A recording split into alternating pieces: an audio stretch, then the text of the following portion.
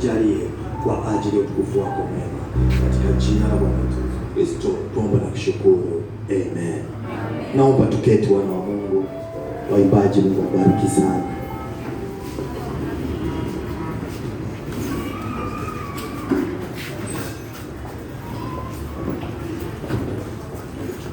Kwa neema ya Mungu, jana tulianza somo ambalo ni somo lina maana sana katika maisha ya wana wa Mungu, na somo hilo ndilo somo ambalo tutaendelea nalo siku ya leo. Tulikuwa tukiangalia namna ya kushinda malango ambayo ni malango fuatilizi katika maisha, na malango ambayo wakati fulani yanahitaji kufunguka kwa ajili ya utukufu wa Mungu katika maisha ya wana wa Mungu. Tuliangalia malango ambayo alikuwa anaita malango ya mteka nyara. Leo kwa neema ya Mungu tuangalie kitabu hiki, alafu nitakupa kichwa, kitabu cha Mwanzo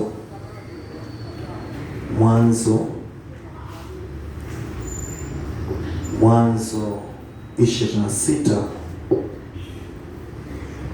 Mwanzo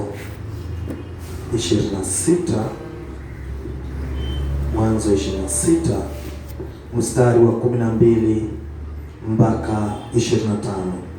Isaka akapanda mbegu katika nchi ile, akapata mwaka ule vipimo 100 kwa kimoja. Bwana akambariki, na mtu huyu akawa mkuu, akazidi kustawi, hata akawa mkuu sana, akawa na mali ya kondoo na mali ya ng'ombe na watumwa wengi. Hawa Wafilisti wakamhusudu, na vile visima vyote walivyovichimba watumwa baba yake siku za Ibrahimu babaye, Wafilisti walikuwa wamevifukia, wakavijaza kifusi. Abimeleki akamwambia Isaka, utoke kwetu, maana wewe una nguvu sana kuliko sisi. Basi Isaka akatoka huko, akapiga kambi katika bonde la Gerari, akakaa huko. Isaka akarudi, akavichimbua vile visima vya maji walivyovichimba siku za Ibrahimu babaye, maana wale Wafilisti walikuwa wamevifukia baada ya kufa kwake Ibrahimu, naye akaviita majina kufuata majina aliyoviita babaye. Watumwa wa Isaka wakachimba katika lile bonde, wakapata kisima cha maji yanabubujika. Wachungaji wa Gerari wakagombana na wachungaji wa Isaka, wakisema maji haya ni yetu. Ndipo akakiita jina la kile kisima Eseki, kwa sababu aligombana naye. Wakachimba kisima kingine, wakagombania na hicho tena, akakiita jina lake Sitna. Akaondoka huko, akachimba kisima kingine, wala hicho hawakigombania, akakiita jina lake Rehobothi. Akasema, kwa kuwa sasa Bwana ametufanyia nafasi, nasi tutazidi katika nchi. Akapanda kutoka hapo mpaka Beersheba. Bwana akamtokea usiku ule ule, akasema, mimi ni Mungu wa Ibrahimu baba yako, usiogope, maana mimi ni pamoja nawe, nami nitakubarikia na kuzidisha uzao wako kwa ajili ya Ibrahimu mtumishi wangu. Akajenga madhabahu huko, akalitia jina la Bwana, akapiga hema yake huko, na watumwa wa Isaka wakachimba kisima huko. Nataka useme, Bwana Mungu, leo nipo madhabahuni, naliitia jina lako, nipe nguvu ya kushinda malango ya mteka nyara. Nguvu ya kushinda malango ya mteka nyara ndio kichwa chetu. Nguvu ya kushinda malango ya mteka nyara. Nguvu ya kushinda malango ya mteka nyara. Nguvu ya kushinda malango ya mteka nyara. Nguvu ya kushinda malango ya mteka nyara. Nguvu ya kushinda malango ya mteka nyara. Nguvu ya kushinda malango ya mteka nyara. Nguvu ya kushinda malango ya mteka nyara. Tuangalie kitabu pia cha Wafalme wa kwanza 21:1-13. Wafalme wa kwanza 21:1-13. Wafalme wa kwanza 21:1-13. Wafalme wa kwanza 21:1-13. Kama baada ya hayo, Nabothi Myezreeli alikuwa na shamba la mzabibu katika Yezreeli, karibu na nyumba ya kifalme ya Ahabu mfalme wa Samaria. Ahabu akasema na Nabothi, akamwambia, nipe shamba lako la mzabibu nilifanye shamba la mboga, maana ni karibu na nyumba yangu, nami nitakupa badala yake shamba la mizabibu lililo zuri na zaidi, na ukipenda nitakupa fedha sawasawa na thamani yake. Nabothi akamwambia Ahabu, Bwana apishe bali nikupe wewe urithi wa baba zangu. Basi Ahabu akaenda nyumbani kwake, ana moyo mzito, tena amekasirika kwa sababu ya neno lile aliloambiwa na Nabothi Myezreeli, akisema, sitakupa urithi wa baba zangu. Akajilaza kitandani pake, akageuza uso wake, akakataa kula.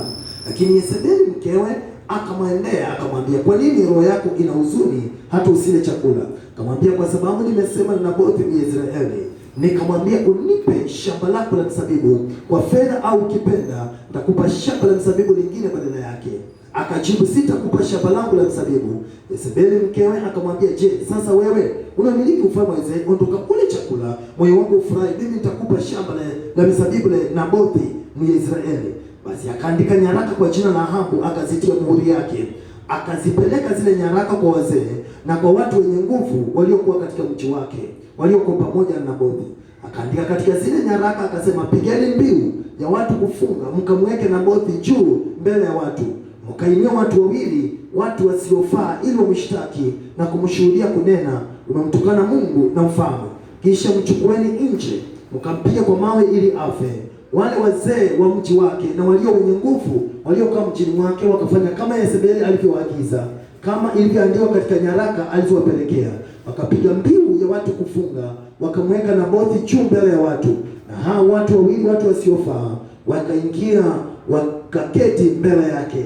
Wale watu wasiofaa wakamshuhudia Nabothi mbele ya watu, wakasema, Nabothi amemtukana Mungu na mfalme. Ndipo wakamchukua nje ya mji, wakampiga kwa mawe hata akafa.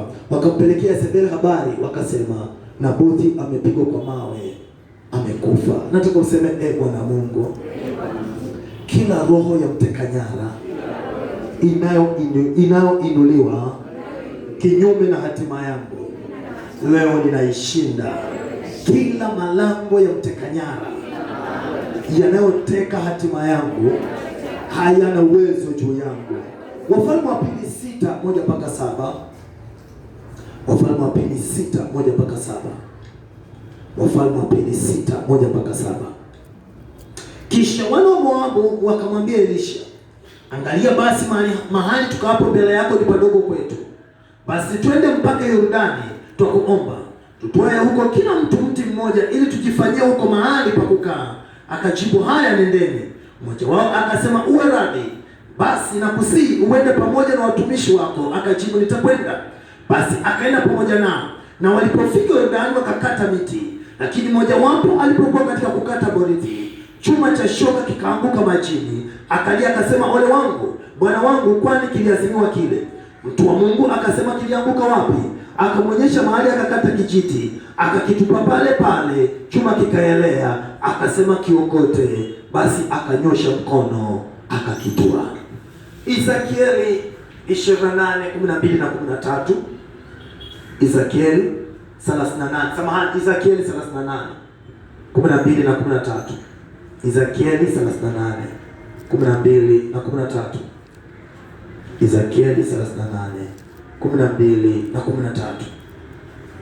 Ili kuteka mateka na kuwinda mawindo, ugeuze mkono wako juu ya mahali palipoharibika, ambapo sasa panakaliwa na watu, na juu ya watu waliokusanyika toka mataifa, waliopata ng'ombe na mali wakao katikati ya dunia.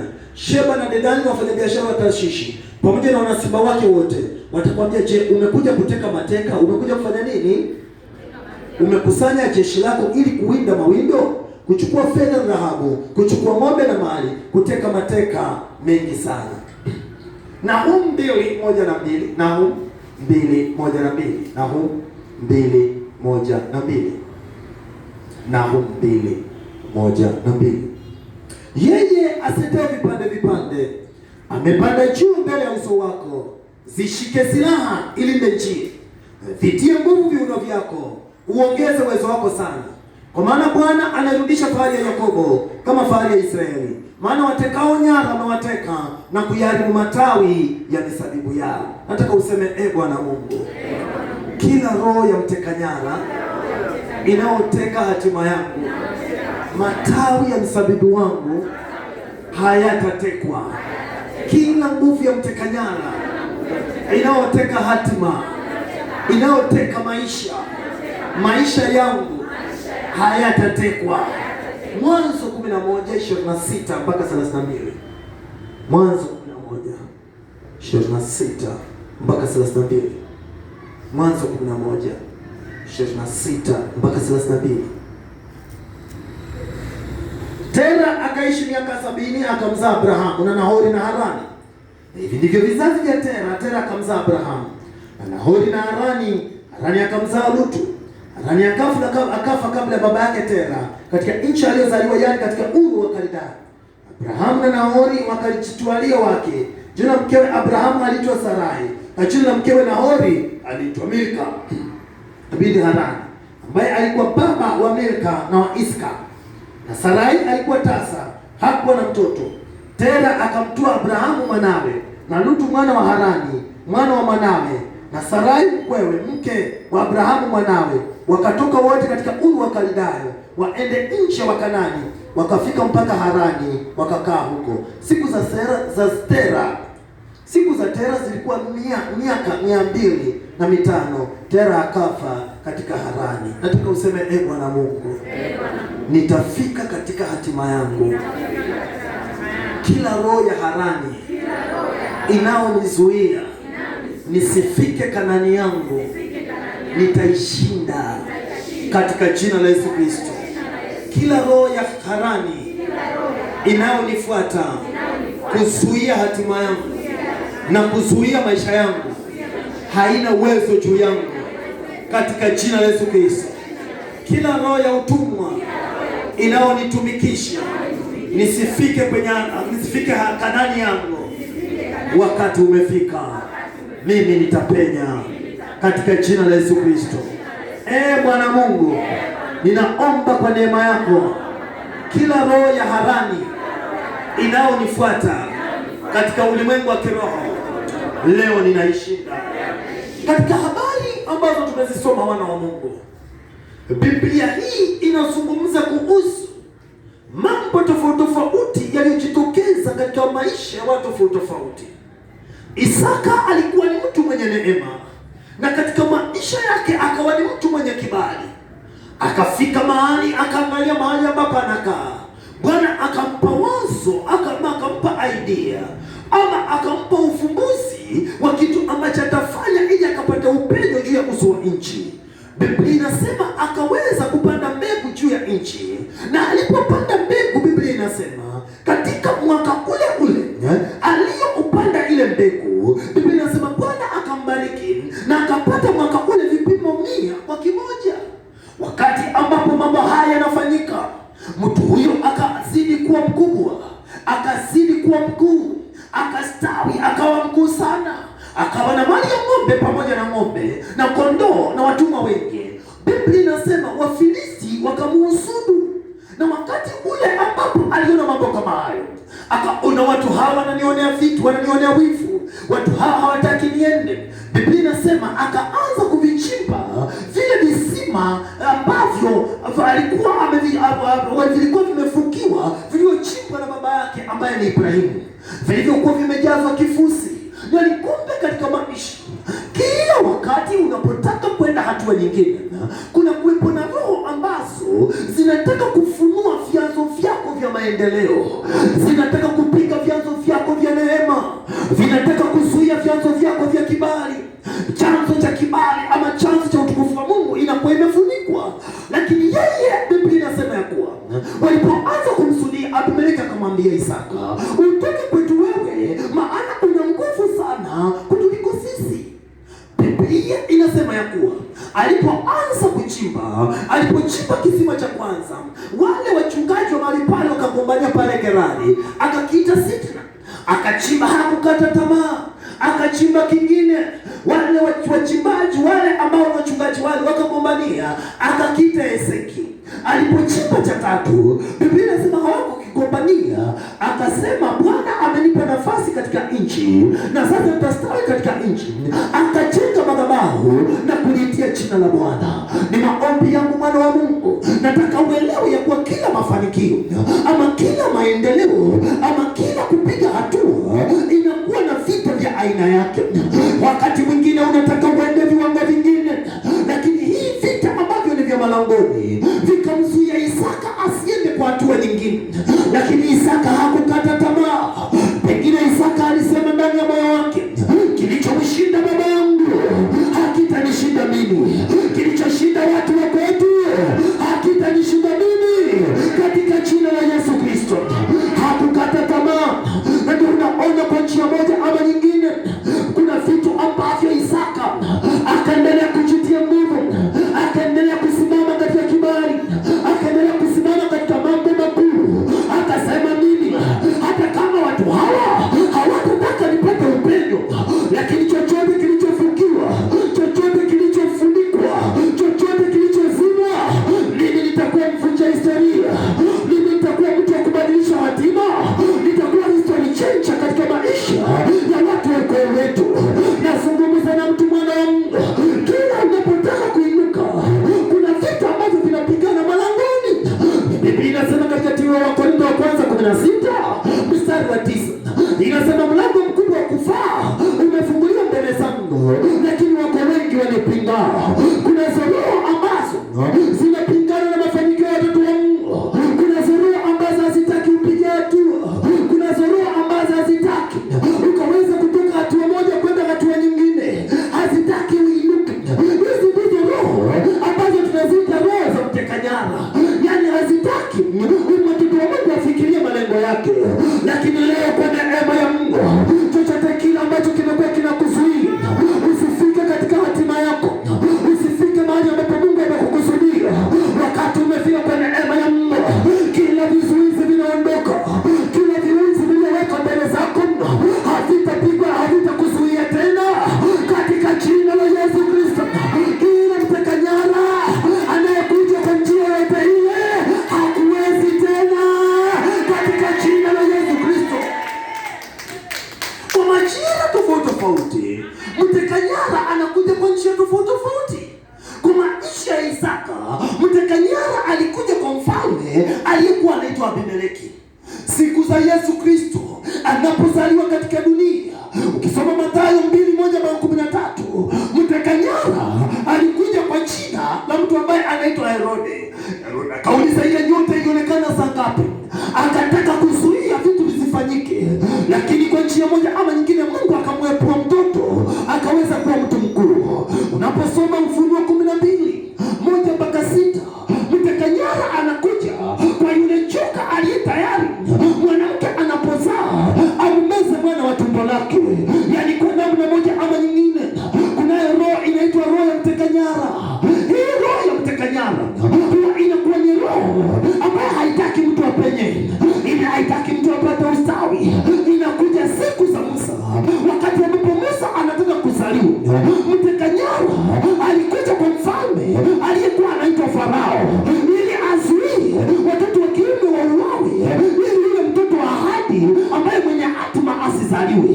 Katika siku za Labani, katika siku za Yakobo, katika Mwanzo 31, utaona mteka nyara alikuwa anaitwa Labani.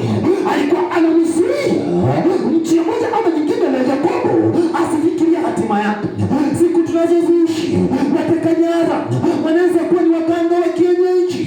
Siku tunazoziishi, wateka nyara wanaweza kuwa ni washirikina, wanaweza kuwa ni wachawi, wanaweza kuwa ni watu waovu, wanaweza kuwa ni watu ambao wanatumiwa na shetani kupiga hatima yako usistawi. Na ndio kwa neema ya Mungu Bwana amenituma na upako mbichi wa Roho Mtakatifu.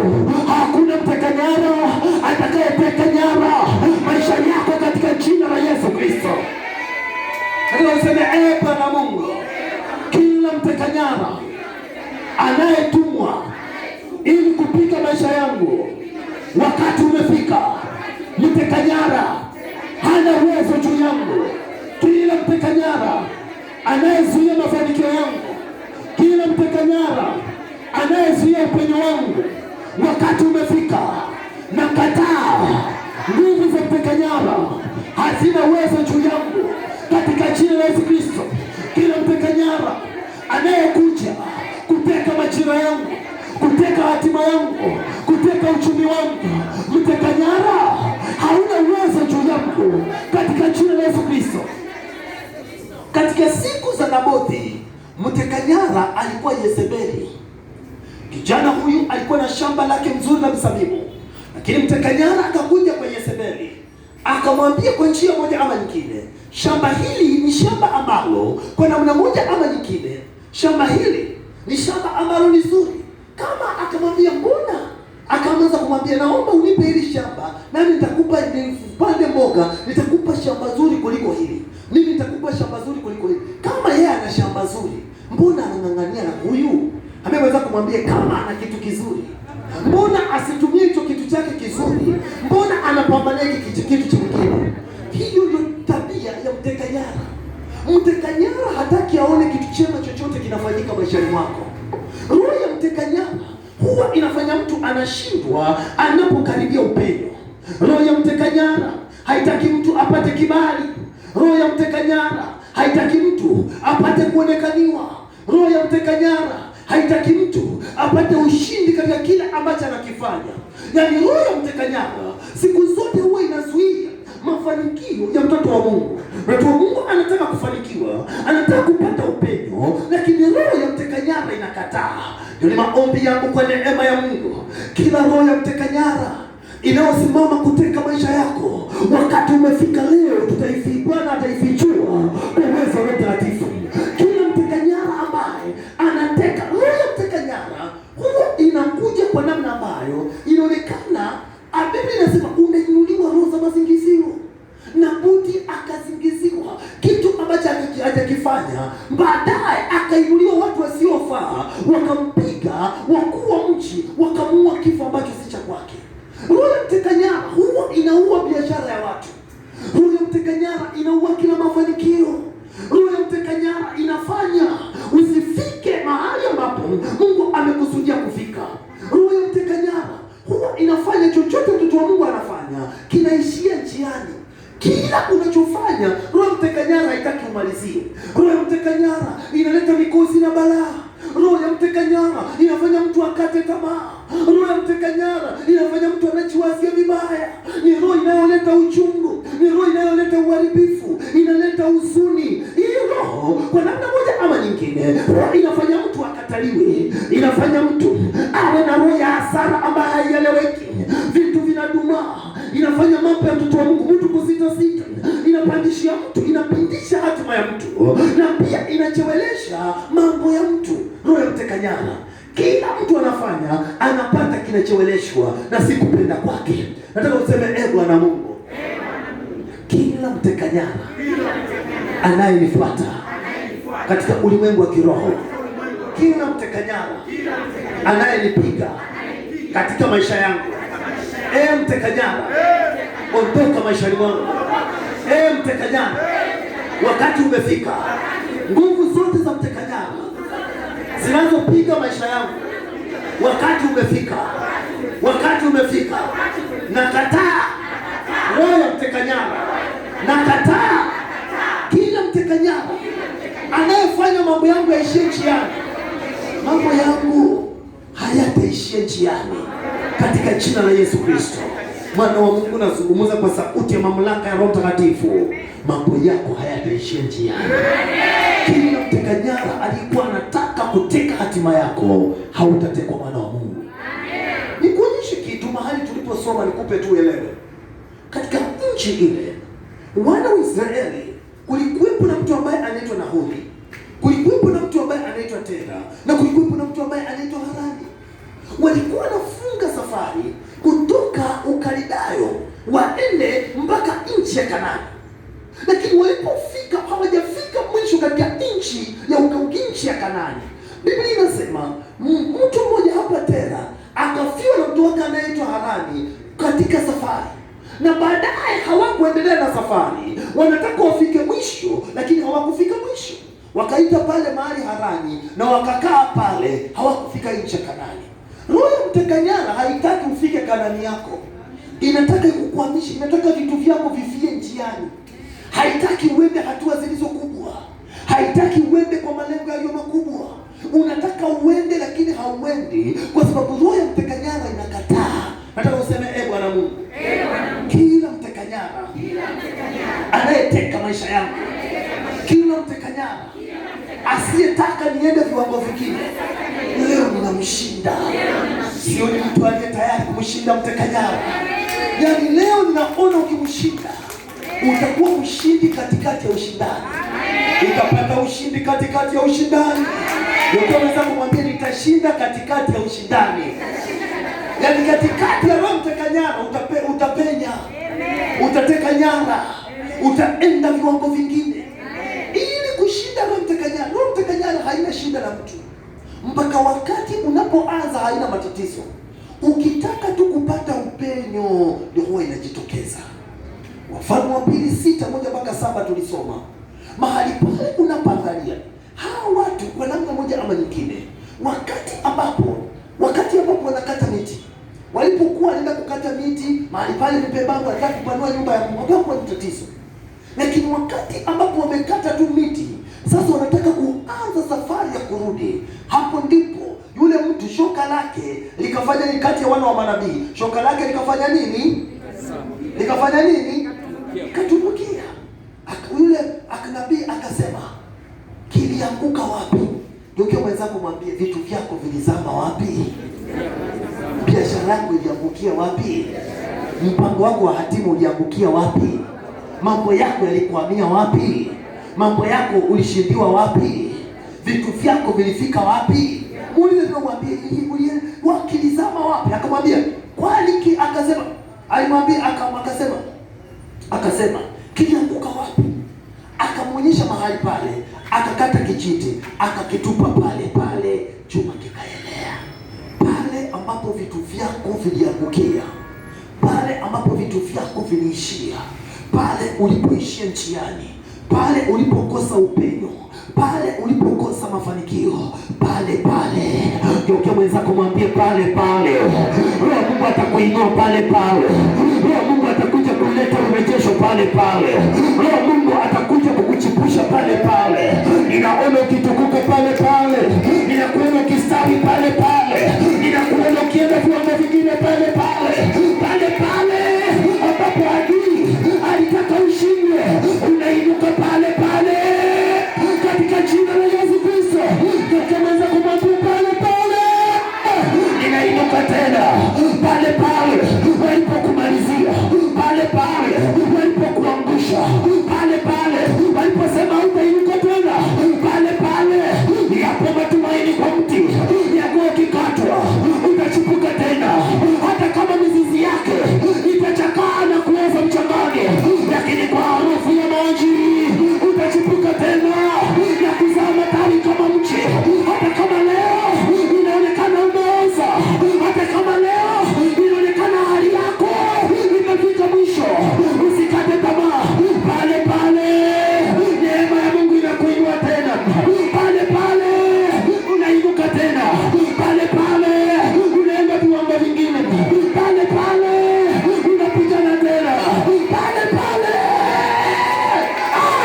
hajaweza kumwambia pale waliponimalizia, pale mambo yangu yalipoishia njiani, pale nilipokata tamaa, leo neema ya Mungu inakuja kuniinua pale.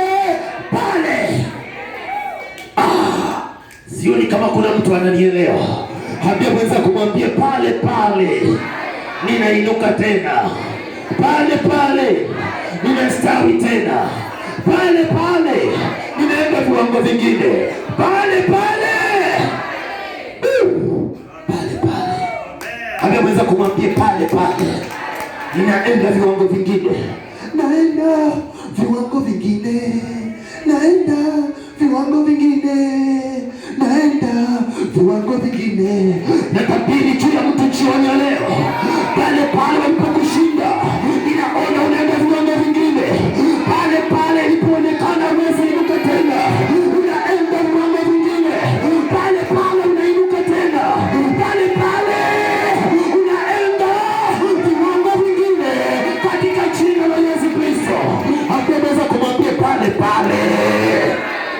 Niliposhindwa pale nilipoonekana nimezama, pale waliponikata matumaini yangu, pale waliposema siwezi inuka, pale kwa neema ya Mungu ninainuka tena katika jina la Yesu Kristo.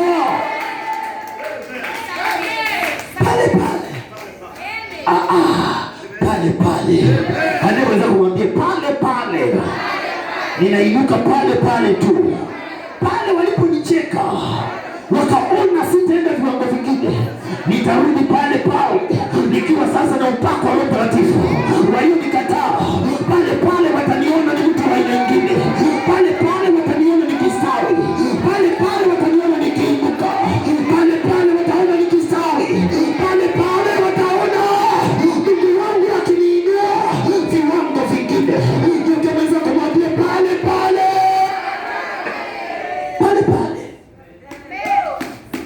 roho mteka nyara huwa inakupiga pale penye unataka kuinuka.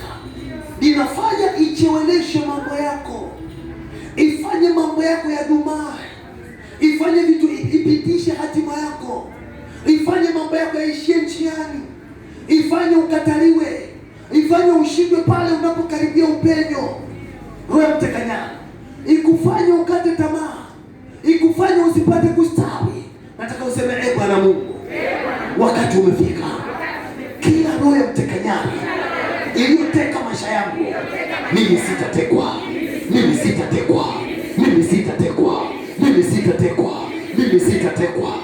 Mteka nyara, achia maisha yangu. Kuonyesha kitu mwana wa Mungu. Mtu anaweza niuliza, mtumishi wa Mungu, mbona tushughulikie roho ya mteka nyara? Roho ya mteka nyara, Biblia inasema katika kitabu cha Nahumu 2:1-2 tuliposoma pale, inasema yeye asetaye vipande amepanda juu mbele ya uso wako. Zishike silaha, ilinde njia, vitie nguvu viuno vyako, uongeze uwezo wako sana, kwa maana mteka nyara atakuteka matawi ya mzabibu yako na kuharibu matawi ya kustawi kwako. Mteka nyara huwa inatangulia mbele ya mtu, ni roho inayotangulia mbele ya mtu, ama inafuatilia mtu nyuma yake ili kuharibu kibali cha maisha yake. Kuna watu wanafuatiliwa na roho ya aina fulani. Unataka ustawi, unataka kwenda viwango fulani, hiyo roho inatangulia mbele, inaweka wiko na kutofanikiwa. Hiyo roho inaenda nyuma yako unapoenda mahali, inazuia usiende viwango vingine. Roho ya nini? Roho ya mteka nyara inakuteka usiwahi pata kustawi, inakuteka usiwahi pata upenyo, inakuzuia usiwahi pata kile unachotaka, kwa sababu ni roho inayotaka mafanikio. Hii ndio kazi ya roho mteka nyara. Huwa inatangulia, ni roho inayotangulia mbele za mtu, ama inafuata mtu nyuma yake kuharibu kibali cha mtu. Unaenda mahali unataka kupata kazi au unataka kupata kitu kitakacholeta mafanikio. Unapoenda pale watu wanakufurahia, wanasema jamani, hicho kitu utakipata. Ukirudi pale ndio ni kama mwisho. Ukirudi tena huko, wale watu wamekugeuka tena, hawakuoni kama ni wewe. Sikupenda roho mteka nyara. Ama unaenda mahali inafuruga, usiwahi kutana na watu ambao wabeba hatima yako. Inafunga kila mlango. Kuna milango aina tatu. Kuna milango aina tatu ambazo adui huwa anatumia kuteka maisha ya mtu wa Mungu. Kuna milango aina tatu.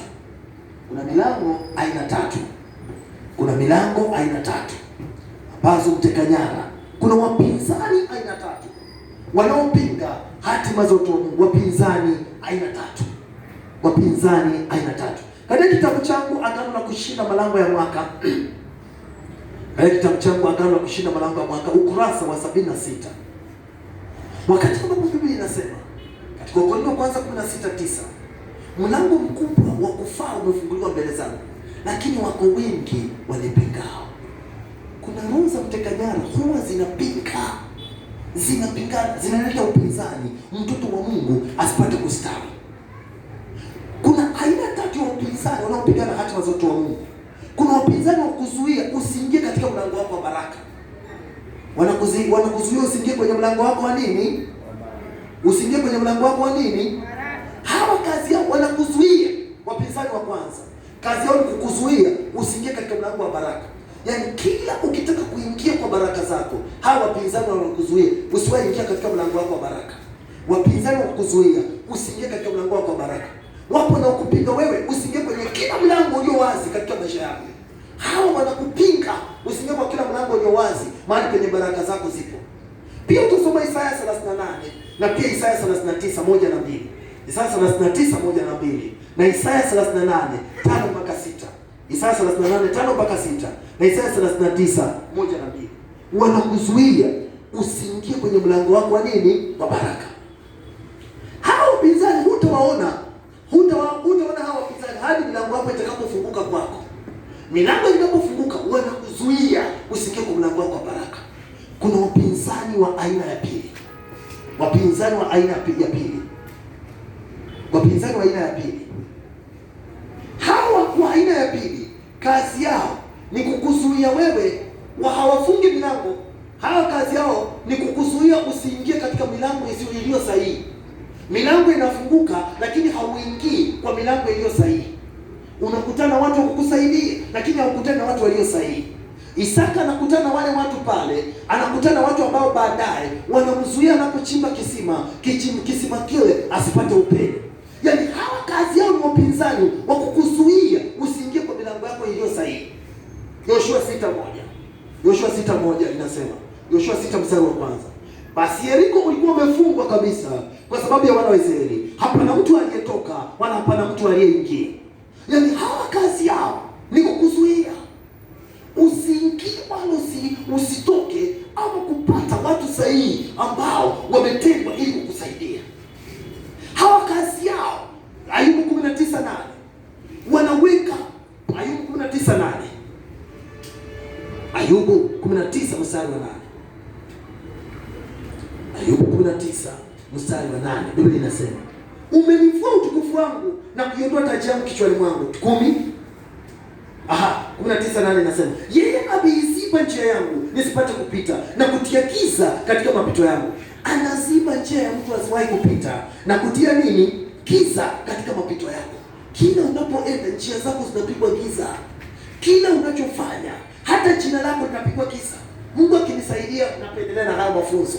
Nitakufundisha somo ambalo naliita somo ambalo huwa linafunika kibali cha mtu.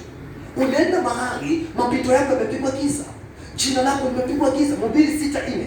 Mhubiri 6:4 inasema, yaani yeye huja katika ubatili na huenda gizani, nalo jina lake limefunikwa na giza. Jina lake limefunikwa na nini? Hilo inafunika njia zako na giza. Usiwahi pata upenyo.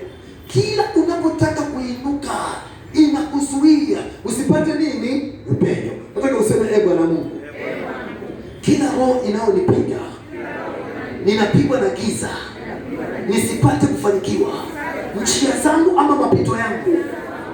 Nasema msana, yeye ameiziba njia yangu nisipate kupita na kutia giza katika mapito yangu. Njia zako zote zinazibwa, mapito yako yote yanatekwa. Wewe unataka kustawi, wewe unataka kupata upenyo, lakini njia zako zote zinafanya nini? Zinazibwa. Nataka useme Bwana Mungu, popote njia zangu zilizibwa. Wakati wako nataka usome Maombolezo 3:6-18. Maombolezo 3:6-18. Pia njia za mtu zinazibwa. Kila popote mahali penye mafanikio yangetokea panakuwa hakuna mafanikio. Maombolezo 3:6-18. Unataka kwenda lakini hakuna kitu kinaenda kwa sababu njia zote za mtoto wa Mungu zimefunikwa na nini? Na giza. Nataka useme Bwana Mungu, njia zangu hazitafunikwa na giza. Kuna aina ya tatu ya wapinzani, wanaitwa wapinzani wa kubadilisha majira. Hawa kazi yao kubwa ni kukubadilishia majira yako. Usiwahi kuwa kwa majira yaliyo sahihi. Ndio ukisoma Mathayo 2:1-13 hasa mstari wa 6 na kuendelea, Herode akauliza, na ile nyota ilionekana saa ngapi? Kila mtu ana majira mapambazuko yake. Kila mtu ana majira kustawi.